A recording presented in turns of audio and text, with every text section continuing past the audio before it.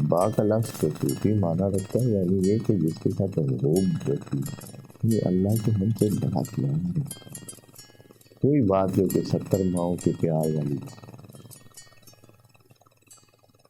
ہے۔ وَأَحِبَّاؤُهُ، یہ خیال کرتے ہیں۔ اچھا، اس کا کیا جواب ہے اس جلپن کا؟ یہ جو خوش فہمی ہے، خوش خیالی ہے، خوش گمانی ہے،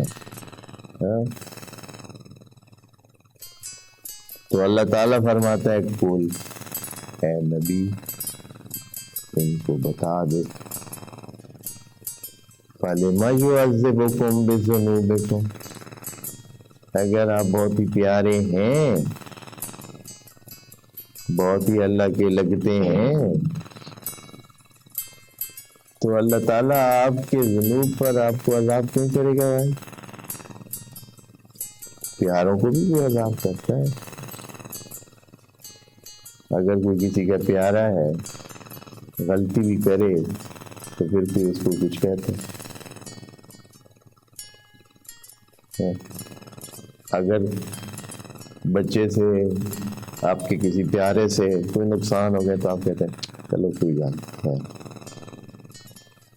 یہی کہتے ہیں، یا کہتے ہیں کہ نہیں بھائی ہاں ادھر آ بھائی پورے کر۔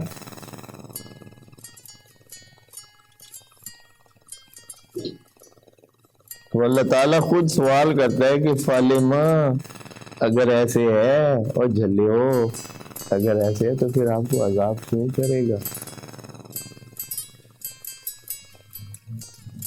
جبکہ وہ عذاب کرے گا، یعنی اس جملے میں یہ بھی موجود ہے کہ وہ عذاب تو آپ کو کرے گا، تو اس کا مطلب یہ ہے کہ آپ کچھ نہیں لگتے۔